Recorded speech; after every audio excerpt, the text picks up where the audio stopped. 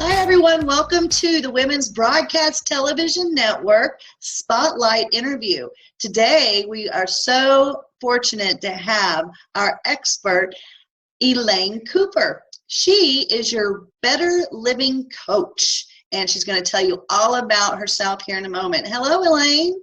Hi, everybody. How are you? Good. Thanks for joining us. For you guys who don't know Elaine has been called the guru for making practical eating and lifestyle adjustments, taking the hassle out of healthy. As a young widowed mother raising 3 daughters, Elaine developed several health conditions, including fibromyalgia.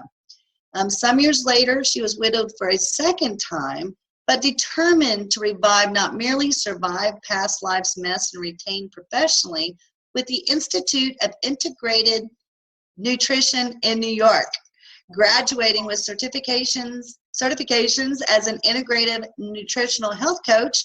It was life-changing. She now enjoys an active life with her work, a grown family, and, as she says, grandkidlets to cherish.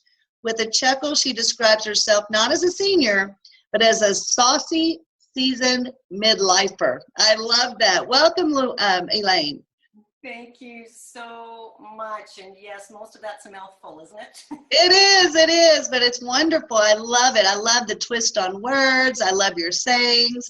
Tell us a little bit about how you went through all those, being a single mom and being a widow, to really capturing your health and helping people take the fun into health. Well, I think I'm going to back up just a little bit. Good. Because my roots are very grounded in family and growing and in a community where we really looked after each other. I was self-sufficient in the 70s, in the early 70s. Wow. And they say if a woman don't tell her age, it'll tell anything. And okay, I was 60 last year. Yeah. You look fabulous. Oh, thank you so much. And with that, we really looked after each other, and as a young mom with 2 little ones, we were growing all our own. It was such a feeling of satisfaction to grow my own, to make our own clothes, to be and do everything, right?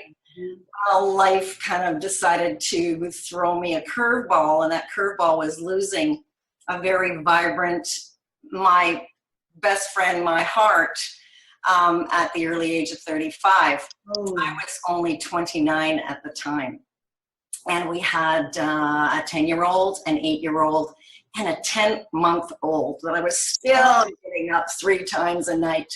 So being, mom, dad, the provider, being everything, I don't know how I did it. I really, today, it was just what I had to do. It was ingrained in me that you looked after your family and you did what you needed to do to survive. Oh my goodness, I hated that word survive, because it meant you've gone through something horrible.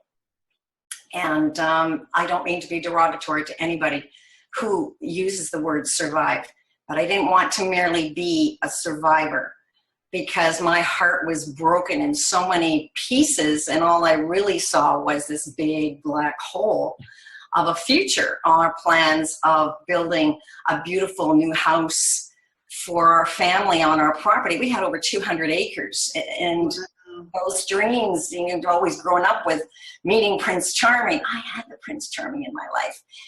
And I don't even remember having an argument with that guy. We teased each other constantly, and it was a wonderful relationship. It wasn't perfect. Nobody's relationship is perfect, but it was beautiful. And that went away like in a nanosecond. He went left in the morning, and it was a work accident, and he didn't come home to us at night.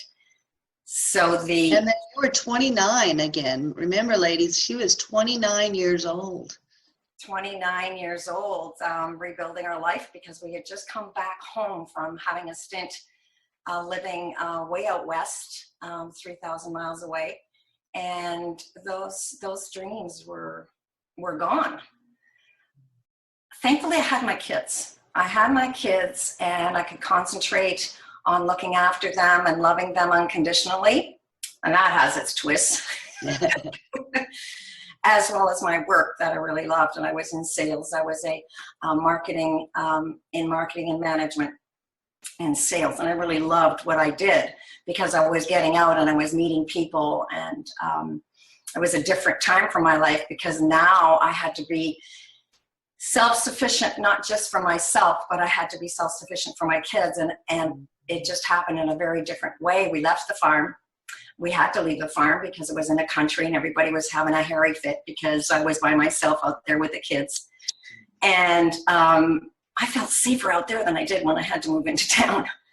But we moved into town, and I just kept keeping on. Yes, I was broken. There were some really black moments when all I could see was this abyss that I was standing in front of. But I had my WWFs. I had my wise, wonderful friends, and they were all older than me, of course, that I looked to, as well as my family, and that's how I got through. 2 years after the fact, from being and doing, because not only was I a mom and a career person, I was involved in the community, deeply involved in the community. And something had to change because I sat down in a chair and I couldn't get up. I didn't want to get up. My mom took 2 of my kids, and a girlfriend took the youngest one overnight, but that was like an eternity because I actually slept that night. I slept the whole night. And I cherish those memories of having family to call upon, and if I'd been in a different situation, I'm not sure how that would have turned out. So yeah, I just had to really reevaluate things that I was doing, how much I was giving of myself, and we're giving people, right? We like to reach out and help other people, but I had to help myself. The grief was overbearing. My kids were my lifesaver. We did all kinds of things that we were in town. We rode bicycles. We went swimming. We did all kinds of things. So I discovered who I was as a single mom with 3 kids. Let's scoot down the road a little bit longer, and 7 years later, I remarried to the second love of my life, to my second piece of my heart, who the nicest thing he ever said to me, one of the nicest things, was, I wish I had known him. He was commenting on my first husband because I kept him alive with memories for my daughters. I kept him alive because my youngest daughter was only 10 months old, and she had no memories, would have no memories of her dad. The second daughter had blocked out her memories. That was not something that painful, right? It was so painful, she couldn't handle that. So the eldest one today is really the only one that has real memories of being with her dad. And of course, that's a whole different other issue. Today I have 4 wonderful kidlets, as I call them. I love that. The eldest is 13 and the youngest is 4. And oh my goodness, they teach me so much. The 13-year-old is now so excited. She's taller than me. And she was the only one that my second late husband, had the joy and the opportunity to coddle and cuddle and pick with his whiskers. He passed when I was just turning 50. Oh my goodness. From heart problems, very suddenly. We were in business together at that point in time. And so here I was again, alone, but really alone this time because it was just me and the puppy dog. Oh, wow. And the kids were grown and gone.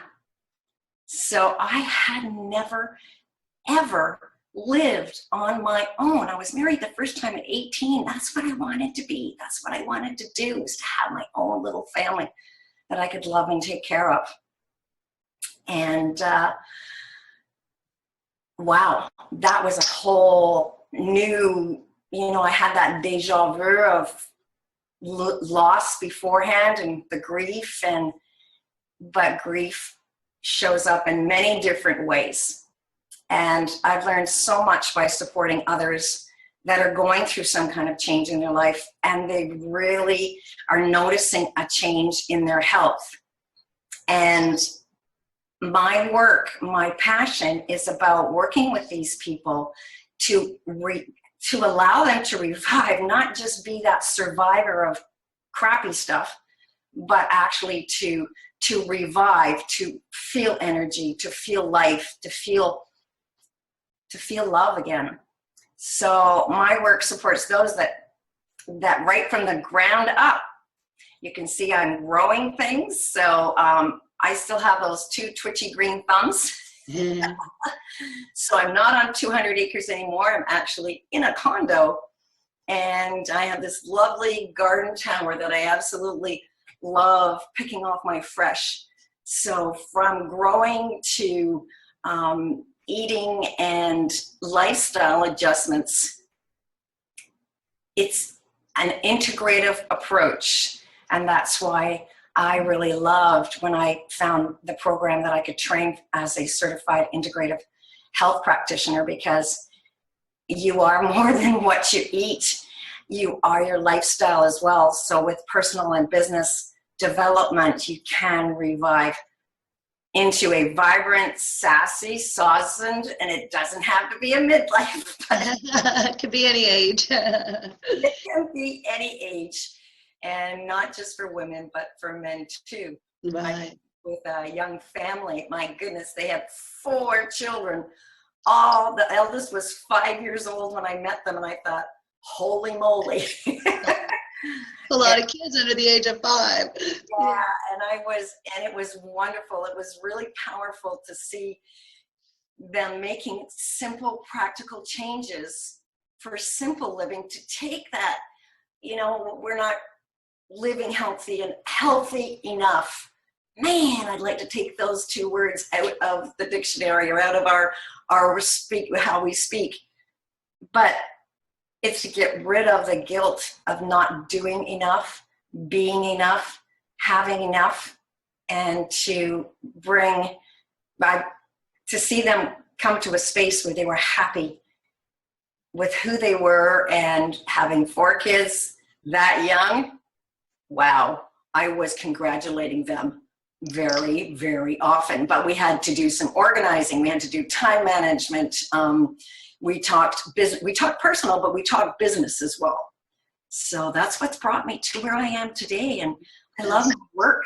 That's amazing. So backing up a little bit, did you have health problems, or did you see from the heart attack from your second husband's passing, did that kind of put that in you, that fire in you, that you wanted to live longer, and so you started reaching out? Or have you always been this healthy, again, we'll take that out, but that's what we use, right? Normal people will use that word. So is that what got you into integrated health? Or I was looking for something to combine my past talents, my work. I've always been a business entrepreneur. I'm a serial entrepreneur, SERIA. I love it. Entrepreneur, coming from an entrepreneurial family. My dad and mom were entrepreneurs, and they had to adjust to changing climates, economic climates, and so forth. So I already had that in me. Helping was already there because that's the community I came from. Family, well, that's always been my heart first. I can tell, yeah. Yeah. So that, I really, after I lost my second husband, it was like, what am I going to do with myself for the rest of my life? I knew that continuing in our business, we had a retail boutique. It was a Christmas boutique. Oh, cool. And we had an extension of that with event planning and decorating. And I was doing 80 hours a week after he Wow. my savior at that time was my eldest granddaughter, my only grandchild at that time. and going in and spending a day with her once a week. That was my day off. And just getting down on the floor, getting down whatever she was doing. You were doing. And she was a vital part of my healing from there. But I knew if I kept doing that, it was 80 hours and doing what I was doing, there was a lot of decisions I had to now make. Now, I'd been used to doing them personally, but professionally, how we'd been working together, it was like, okay, everything was on my shoulder, and it was really heavy. And I knew that if I kept up that pace, my body was telling me, you're going to land in the same place as that dude. So yeah, that really kick-started me, kicked me out of the store. I actually closed the store the year after. I proved to myself that I could do and keep it going, and sales did not waver, but my heart and my soul needed to have some me time. So I took the next 2 years and really started looking after my own health, finding what was important for me to do to revive. That's where the revive came back. I thought, there is no way in God's green creation am I going to cave. I am not going to lose myself over this grief. This grief is there. I have my family.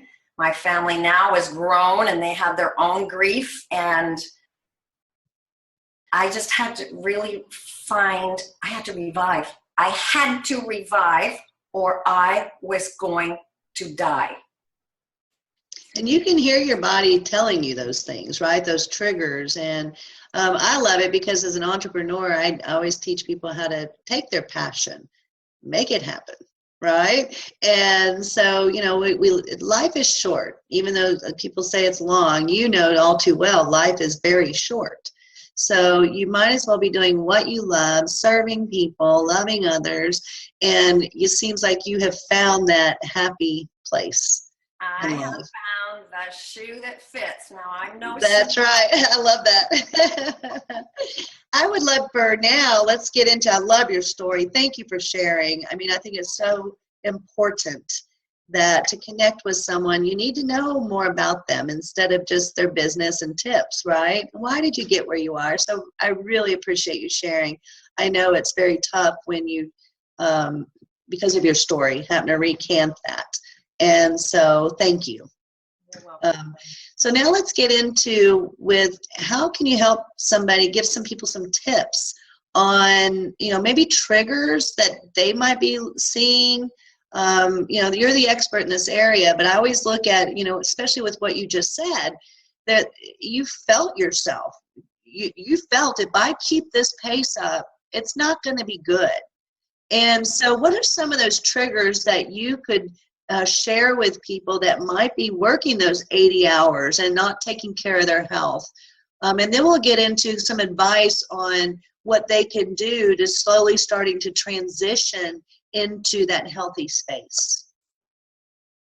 I grew up believing that if I ever lost the loves of my life, whether it was my parents, my spouse, or one of my children, that I would not make it. I would not survive.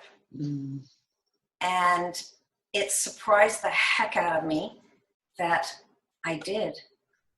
I did survive, if you want to use that word again. I did survive. Some of the things I saw each time I went through the trauma of loss. Now, it wasn't only the loss of spouses, it was loss of other family members. It was a loss of 5, for heaven's sakes, in a very short space of time. The death of my second husband, it was like, it just, as I was feeling I was getting back on top of things, I was like, wham, again. Some of the things that I had, and also the grief of losing a career. It doesn't have to be someone physically that you're close to, but the loss of career, loss of your job if you've been laid off, or your business changes, your business goes under, or whatever we want to call it, I don't want to call it a failure, because you've learned all through that time you were working and grew experience and confidence. But my body, the first trigger were allergies. I had never had allergies before in my life, but then I was sensitive to scents, perfumes, and I was in the cosmetic industry, so I don't know, you know, one seminar, they put perfume through the air conditioning unit. Yeah, major migraines and, you know, liver. It was like, oh, good gracious, what is going on there? Now, this is before that I'm conscious, but I'm not as health conscious, certainly, and trained as I am today to know what the heck was going on. But these are the triggers that help build to that space. That's right. Yeah. That's right. My adrenals were on high alert for so long that things were starting to break down. So allergies was the first. Losing a career that I loved, that I identified with years later, after I had married the second time, there was burnout big time there, and it was hypoglycemia.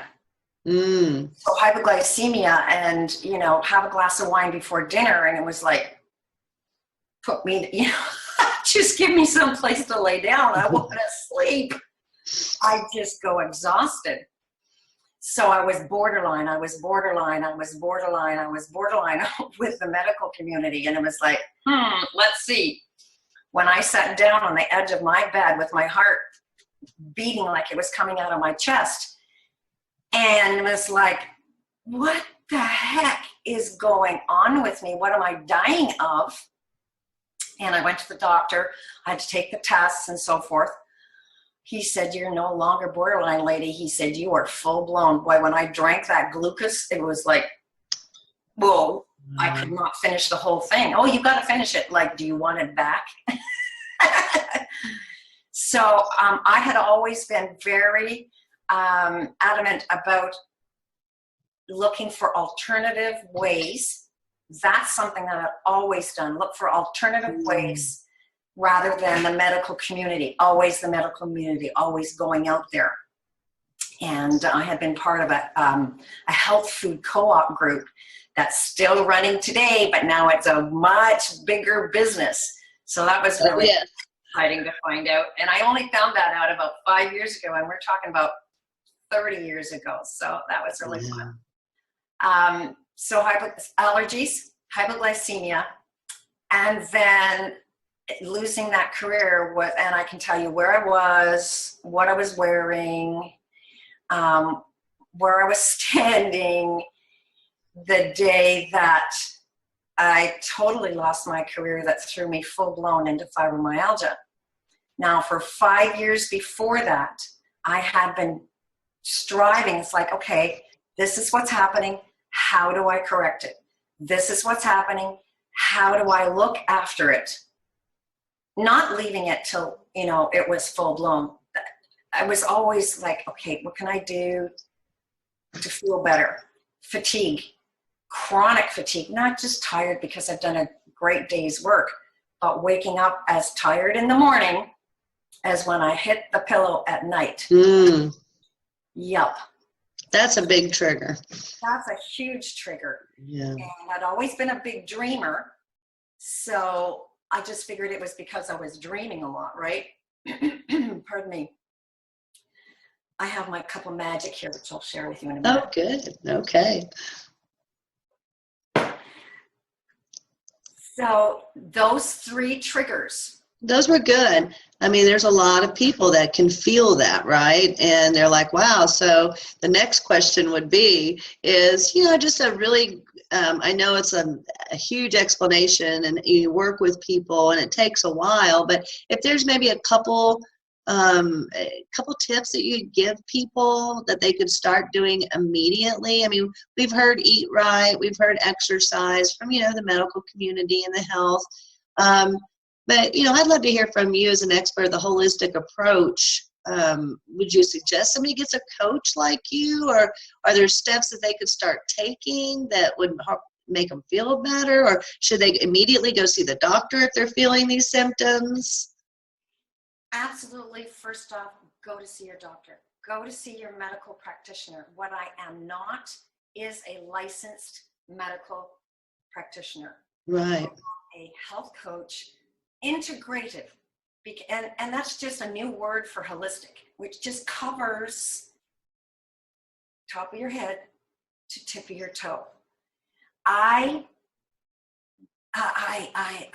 wish so much that I had the support of a coach like myself back 30 years ago. Actually, 30 years ago, because it's 32 years this coming year since I lost my first husband. And now you know how old I am, right?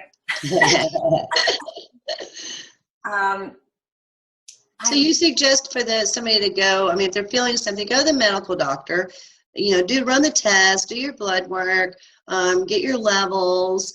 But at that point, it's hard, I think, for all of us, and I'm talking about myself, being an entrepreneur, and you have kids. I have 13 and 11-year-olds.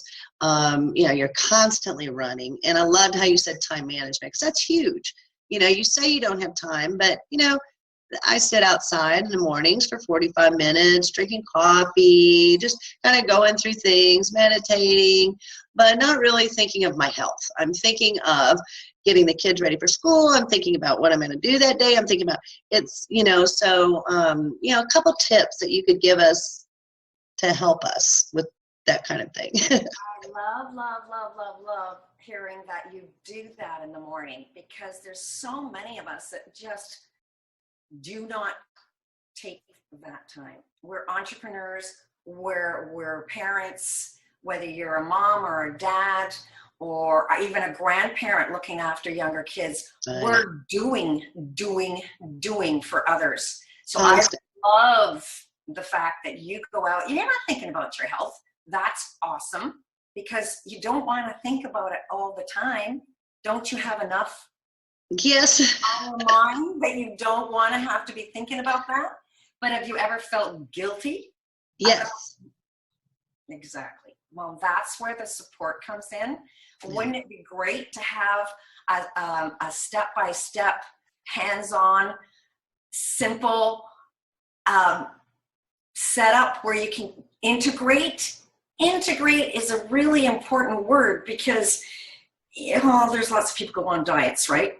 Right. So going to wipe out everything that they've been doing. You got to get off sugar. So we got to do this. We got to do that. It's like, whoa, slow down. Let's take one step at a time. Let's integrate one thing and then see how that reacts. Now, I lost over 30 pounds. I've never been adult life overly heavy, overweight. I always felt I was when I was a kid. And one of the things that was in my mind I was taunted about it, because I was an overweight teenager, and going through adolescence, and self-esteem was really in the garbage can. Mm-hmm. That I grew up with that mindset that I was fat, that I, had a big butt, that I, didn't look great when I walked down the street. And when that left me? Depressed and just, 5 years ago, when I was doing my training, and I lost 30 pounds that year, and I realized that I'm after 50, I'm in my mid-50s, and I weigh the same thing I did when I was 16 years old. Oh, wow. And someone said to me that known me for a long time, "You're so thin." Really? And it was like, oh my goodness, I had thought my whole life that I was fat. Oh, interesting. It was in your head. Of course, it was something that was in my head. So I think right now, I don't mean to interrupt you, but it was something you just said about the way people think you should be. It's really prevalent right now. And you have the Kylie Jenners of the world, and photoshopping, and these poor girls had this, I mean, that's how we should look. So plastic surgery, and we didn't have all that 30 years ago. You know, it was, but not like it is today. Girls at 18 years old are going out and getting liposuction and nose jobs. And it's just, you know, just to try to keep up with that magazine appearance. I know we're not talking about them, but right now in our conversation, but it really is. And girls need to, you know, if you could give those girls one piece of advice, because we are on air in a lot of colleges. And so, you know, what advice would you give them? Since you kind of lived that and realized I was skinny. Now, why was I thinking I wasn't skinny? What would you tell them? I have that mindset there, and I have granddaughters now and a little grandson. My little grandson at 4 years old is as tall as a 6-year-old. Wow. Everybody's saying to him, "You're so tall, you're so tall." And that's a real sensitivity for his mom and dad. Mm. And we talked about that, and I said, well, what do you say to him?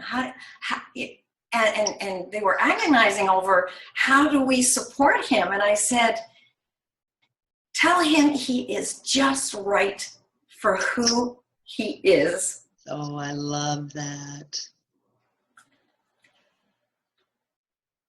Sorry, you can see how emotional that makes me feel. Today it's my grandkids. They're my heart and my soul, and I want to be around for them. That was the catalyst. I am the only grandparent for four of my grandchildren that is relatively healthy. I mean, fibromyalgia is still there. It's the beast that I live with, but I like to kick it to the curb and manage it. And I know what the triggers are, but I'm not going to stop living the life I want to live. And I want to be with those grandkids. And I would say to anybody that's listening out there that has that mindset, and I don't care what age you are, it's like, you are just fine the way you are. Oh, that's beautiful. So I'd love for you to tell everyone how they can contact you, because I mean, I just love, and I look at it as a ministry, because that's how I look at things. I mean, that's your service to others and the way you give back. And so how can somebody find you, find out more about you, about your services? I'm all over the place. Good. You can Google me, Elaine Cooper, Your Better Living Coach, or you can go to my website, www.yourbetterlivingcoach.com, and I have a free report for you. And this is for everybody, no matter your gender, no matter your age. Age is not a factor. The number one thing, and it's quick, that you can do for yourself in the morning to see real results by afternoon. Wow. Now, I don't like keeping secrets, but I'm not saying anything else. It has good, because that's a free report that everyone can download. And thank you for offering that. And you would find that on her website, on Elaine's website, yourbetterlivingcoach.com. And Elaine Cooper is ELAINE Cooper, COOPER. And you'll see it below. We have your name and your links and stuff. All right. Okay, we always leave on a high note too. So tell us what's the one thing, and I know it's hard because it's one thing, but that you're grateful for. I am so grateful to have the opportunity to do things like this, to reach out, sit here with you and share my story. Because for a lot of years, I wanted to help others, but I could not deal with sharing my story. You don't talk about yourself. You don't talk about the things that are inside here. So I'm very grateful for having been given the opportunity to step out and to have the courage to talk about what I do with others. Oh, that's beautiful. You help so many when you're able to step out and talk. My grandma always said, nobody likes a bragger. And that's what I was raised with. Nobody likes a bragger. So every time someone talked about themselves or what their accomplishments were, I would think in my head, nobody likes a bragger. But the more as you get older, you know, you understand that some things grandma said were maybe not so,